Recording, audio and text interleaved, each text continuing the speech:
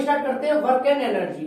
तो जो ये वर्ड है ना वर्क एंड एनर्जी, ये दोनों एक दूसरे से रिलेटेड लगते हैं या सेम से लगते हैं, क्योंकि हम कहते हैं जितना वर्क होता है उतनी एनर्जी होती है, या जितनी एनर्जी होती है उतना ही वर्क होता है। ये हम सबने पढ़ रखा है, और नहीं पढ़ रखा है तो फिर भी समझ लो कि वर्क और एनर्जी सेम होते हैं। पर बात ये आती है कि सर कुछ तो डिफरेंस होगा वर्क और एनर्जी में। सर वर्क एंड एनर्जी ये चैप्टर है, ठीक है, तो वर्क और एनर्जी में कुछ तो डिफरेंस होगा, कुछ तो होगा। तो हाँ भाई देखते हैं क्या डिफरेंस होता है। देखो अभी सबसे पहले डिफाइन करता हूं एनर्जी को। किसे डिफाइन करता हूं? एनर्जी को। देखो एनर्जी क्या है? एनर्जी एबिलिटी होती है टू क्रिएट अ वर्क। पहले लिख देता हूं फिर समझते हैं। एनर्जी क्या है? It is a ability to create a work. ये एबिलिटी होती है वर्क को क्रिएट करने की। अब वर्क को समझते हैं, वर्क किया तो बहुत क्लियर हो जाएगा। देखो मैंने एनर्जी और वर्क दोनों को बोर्ड पे लिख दिया है। बहुत ही बच्चों को ये वाला डाउट होता है कि वर्क और एनर्जी बिल्कुल सेम होते, कुछ तो अंतर होता होगा सर, अलग अलग वर्ड है दोनों, तो कुछ तो डिफरेंट होगा। तो समझते हैं एनर्जी और वर्क में क्या डिफरेंस है। देखो भाई energy it is a ability to create work. Energy क्या होती है? वर्क को करने की एबिलिटी, वर्क को करने की एबिलिटी। और वर्क क्या होता है? It is the ability to supply force and make distance. Work ability होती है फोर्स को सप्लाई करने की और उसके अंदर डिस्टेंस प्रोड्यूस करने की।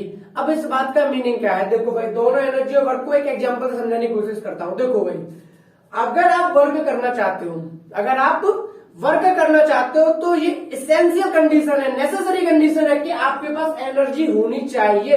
यानी एनर्जी होगी तभी आप वर्क कर सकते हो। तो जो आपके पास एनर्जी है वो एबिलिटी है वर्क को क्रिएट करने की, कि वर्क क्रिएट होगा या नहीं होगा। एनर्जी है तो वर्क क्रिएट होगा कि नहीं होगा। तो एनर्जी एबिलिटी है वर्क को क्रिएट करने की, और वर्क एबिलिटी है फोर्स को सप्लाई करके कुछ डिस्टेंस प्रोड्यूस करने की, कुछ डिस्टेंस बनाने की। आई बात समझ में? तो ये छोटा सा डिफरेंस होता है वर्क और एनर्जी में। अगर फिर भी समझ नहीं आया तो छोटे से एग्जांपल समझाने की कोशिश करता हूं। मान लो अपन के पास एक कार है और हमें दिल्ली जाना है, ठीक है। हमने अब कार किससे चलती है? डीजल से चलती है। हमने डीजल के फॉर्म में फुल एनर्जी दे रखी है कार को, हमने कार को डीजल के फॉर्म में फुल एनर्जी दे रखी है। तो अपन के पास एनर्जी है, क्या वर्क होगा? क्या वर्क होगा? देखो भाई अगर गाड़ी में फुल डीजल है तो अब उसके अंदर एबिलिटी है वर्क करने की, उसके अंदर एबिलिटी है वर्क करने की। अब करो या मत करो। अब अगर आप गाड़ी को चला के गाड़ी के अंदर जो मोटर लगी है उससे फोर्स से आप डिस्प्लेसमेंट प्रोड्यूस करोगे और गाड़ी आपकी मूव करेगी तो आप वर्क करोगे। जब गाड़ी मूव करेगी तो आप क्या करोगे? वर्क करोगे। लेकिन जब डीजल है आपकी गाड़ी में तभी तो आपका वर्क हुआ, डीजल नहीं होता तो वर्क कहाँ होता? तो एनर्जी को ऐसे समझो कि अगर एनर्जी है तो आप पे एबिलिटी है वर्क करने की, करो या मत करो, इट्स योर चॉइस, करो या मत करो। लेकिन वर्क क्या है? फोर्स को सप्लाई करके डिस्प्लेसमेंट देना। आई थिंक बहुत अच्छे से क्लियर हो गया होगा वर्क और एनर्जी का कॉन्सेप्ट। अगर नहीं समझ में आया तो भाई कमेंट करके जरूर बताना, और समझ आ गया तो भी कमेंट करके जरूर बताना। तो ये था एनर्जी और वर्क में मेन डिफरेंस। एनर्जी वर्क को क्रिएट करती है और वर्क फोर्स सप्लाई करके डिस्प्लेसमेंट करता है। क्लियर है मेरे भाई? देखो भाई अब हमें एनर्जी और वर्क तो समझ आ गया। अब हम पढ़ते हैं कि वर्क वर्ड का मीनिंग क्या होता है। यानी किसे हम कहेंगे वर्क डन और किसी को कहेंगे वर्क ना होना। यानी फिजिक्स के अंदर वर्क का मीनिंग अलग है। तो देखते हैं फिजिक्स किस काम को वर्क कहती है और किस काम को वर्क नहीं कहती। तो पहले मैं लिख देता हूं, यहां लिखूंगा मैं वर्क और इधर लिखूंगा मैं नो वर्क, ठीक है। वर्क और नो वर्क ये किसके अकॉर्डिंग टू फिजिक्स? ये किसका है? According to physics, according to physics. अब यानी देखो वर्क क्या है फिजिक्स के अकॉर्डिंग। अगर आप फुटबॉल खेल रहे हो, अगर आप फुटबॉल खेल रहे हो तो इसका मतलब फिजिक्स के अकॉर्डिंग आप वर्क कर रहे हो। स्विमिंग कर रहे हो, इसका मतलब फिजिक्स के अकॉर्डिंग आप वर्क कर रहे हो। आप स्टोन को उठा रहे हो, इसका मतलब आप वर्क कर रहे हो। फिजिक्स किसको वर्क नहीं करती? देखो वर्क नहीं कहती फिजिक्स, किसको वर्क नहीं कहती? पहला स्टडिंग फिजिक्स, स्टडिंग फिजिक्स यानी फिजिक्स पढ़ना कोई वर्क नहीं है। फिजिक्स के अकॉर्डिंग फिजिक्स का पढ़ना कोई वर्क ही नहीं है। अगर आप दिन रात पढ़ रहे हो अपने एग्जाम्स के लिए तो फिजिक्स उसे वर्क नहीं मानता, आपने कोई काम ही नहीं किया, कोई वर्क ही नहीं है, ठीक है। या फिर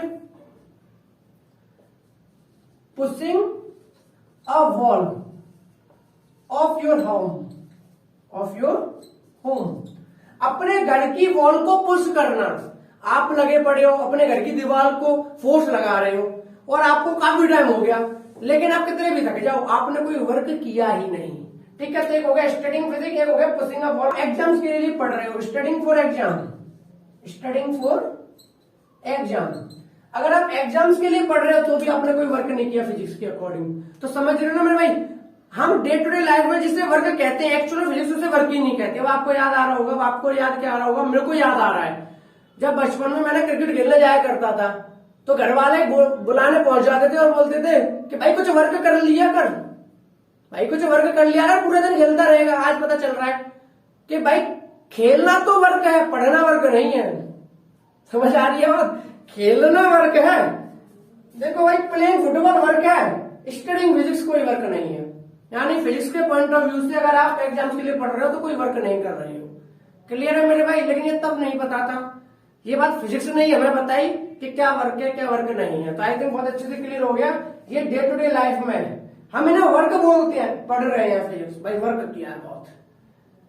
मान लो वॉल को पुश कर रहे हैं, वर्क किया है, पढ़ रहे हैं एग्जाम्स के लिए वर्क किया, लेकिन फिजिक्स कहते कोई वर्क नहीं किया आपने। फिजिक्स किसे वर्क कहती है? आप फुटबॉल खेल रहे हो, स्विमिंग कर रहे हो, स्टोन उठा के फेंक रहे हो, जिसे कहते थे क्या फालतू का काम कर रहा है, स्टोन उठा फेंक रहा है, वो भी वर्क है। भाई बच्चा काम कर रहा है, करने दो उसको, स्टोन उठा के फेंक रहा है, वो भी वर्क कर रहा है, ठीक है। तो ये सारे कुछ हमने चीजें पढ़ी जो फिजिक्स के पॉइंट ऑफ व्यू से वर्क है, और ये चीजें फिजिक्स के पॉइंट ऑफ व्यू से वर्क नहीं है। क्लियर है मेरे भाई। आगे बढ़ते हैं। तो अब बात आती है वर्क क्या है। तो देखो वर्क क्या है। Work is done when a force acting on a body, when a force acting on a body, जब किसी बॉडी पे फोर्स लग रही हो और प्रोड्यूसेस डिस्प्लेसमेंट इन इट, और जो फोर्स लग रही हो उसकी वजह से बॉडी के अंदर डिस्प्लेसमेंट प्रोड्यूस हो जाए, तो हम कहते हैं वर्क हुआ है। तो फिजिक्स के अकॉर्डिंग वर्क की डेफिनेशन ये है। क्लियर है। तो जो आप फिजिक्स पढ़ रहे थे या एग्जाम्स की तैयारी कर रहे थे, उसमें आप कोई फोर्स नहीं लगा रहे थे, आपका फोर्स की वजह से कोई डिस्प्लेसमेंट नहीं हो रहा था, इसलिए वहां बोला था पढ़ना या बोर्ड एग्जाम्स की तैयारी करना कोई वर्क नहीं है, ठीक है। तो फिजिक्स वर्क इसको कहती है कि आप फोर्स लगाएं और उस फोर्स की वजह से बॉडी के अंदर डिस्प्लेसमेंट प्रोड्यूस हो जाए, तो कहते हैं वर्क हुआ है। क्लियर है मेरे भाई। Work is done by the agent applying this force, जो वर्क डन होता है वो एक एजेंट के द्वारा होता है। किसकी हेल्प से? फोर्स की हेल्प से, ठीक है। कोई ना कोई एजेंट कर रहा होता है। क्लियर। मैंने स्टोन को पुश करके आगे किया तो एजेंट में हुआ, मैंने फोर्स लगाया, वर्क डन किस पे हुआ? स्टोन पे हुआ। क्लियर है मेरे भाई। होती है जूल। तो लिख लो SI यूनिट ऑफ वर्क, जो वर्क को मेजर करते हैं वो होती है जूल। क्या होती है मेरे भाई? जूल होती है। 10 जूल, 20 जूल, 50 जूल। तो वर्क को मेजर बिल्कुल कर सकते हैं जूल में, ठीक है। अब बात कर लेते हैं कि वर्क स्केलर क्वांटिटी है वेक्टर क्वांटिटी है। क्या वर्क करने के लिए डायरेक्शन की कोई नीड होती है कि नहीं होती? तो याद रखना work is a scalar quantity. तो लिख देता हूं क्या? Work is a scalar quantity. Clear है मेरे भाई। अब आगे बढ़ते हैं, ठीक है। तो अब मैं एक छोटा सा कंसेप्ट बताने वाला हूं, बहुत ही अच्छे से ध्यान से समझना। पहले मैं उसे लिख देता हूं फिर समझाऊंगा, ठीक है भाई। देखो भाई, जो मैंने बोला अभी कि मैं कंसेप्ट बताने वाला हूं, बहुत ही ध्यान से समझना। पहले से पढ़ो क्या लिखा है मैंने, फिर बताता हूं। When the displacement of a body take place in the direction of force, जब भी बॉडी का डिस्प्लेसमेंट फोर्स के डायरेक्शन में हो। इस बात का मीनिंग ये है, मैंने फोर्स लगाया इस डायरेक्शन में और बॉडी भी आपकी इसी डायरेक्शन में मूव करी, तो मैंने भी फोर्स लगाया, बॉडी भी आगे मूव करी। तो when the displacement of a body take place in the direction of force, तो जब भी ऐसा हो तो हम कहते हैं work is said to be done by the force. तो जो ये वर्क हुआ है वो फोर्स ने किया है। समझ में आई? जैसे कोई एक ब्लॉक है, ठीक है मेरे भाई। अब मैंने पुश करके उसे हिलाया, तो मैंने लगाई फोर्स, तो जब मैंने फोर्स लगाई तो वो क्या करेगा? बॉक्स आगे को जाएगा। तो फोर्स भी इसी डायरेक्शन में और बॉक्स भी इसी डायरेक्शन में मूव किया, तो हम कहेंगे work is done by the force.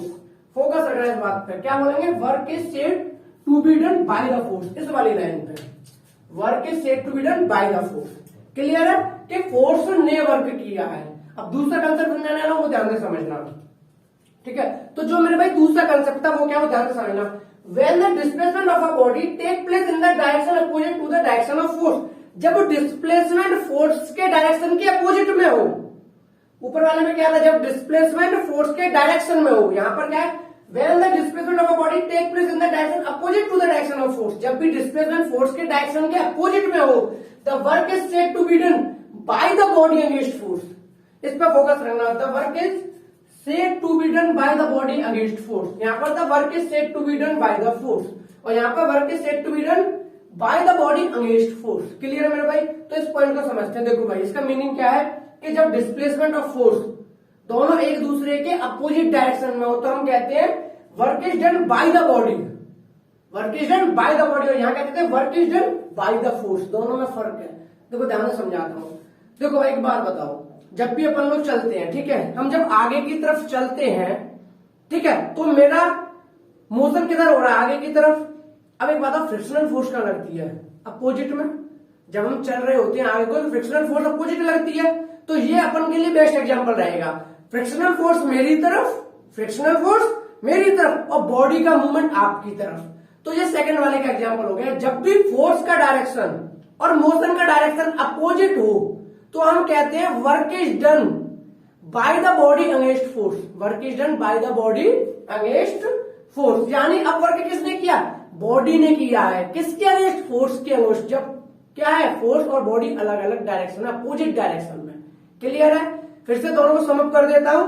अगर मान लो, देखो इसमें ना एक पॉइंट ध्यान देना होता है मेरे भाई, कि तो आप फोर्स कौन सी कंसीडर कर रहे हो। देखो जैसे मैं चल रहा हूं, तो जो मैं चल रहा हूं अपनी मस्कुलर फोर्स से चल रहा हूं, ठीक है।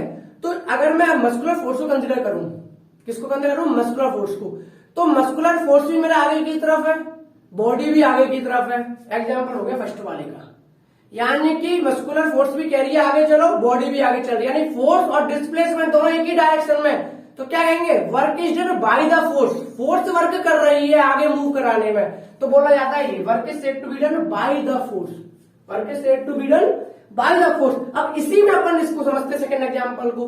अब हम मस्कुलर फोर्स को कंसीडर नहीं कर रहे। अब हम क्या नहीं कर रहे, मस्कुलर फोर्स को कंसीडर नहीं कर रहे। हम उसी बॉडी के मोशन के लिए फ्रिक्शनल फोर्स को कंसीडर कर रहे हैं। तो बताओ, फ्रिक्शनल फोर्स मोशन के अपोजिट लगती है, तो फ्रिक्शनल फोर्स लगेगी इधर, मोशन होगा इधर। तो हम क्या कहेंगे, work is done by the body against force.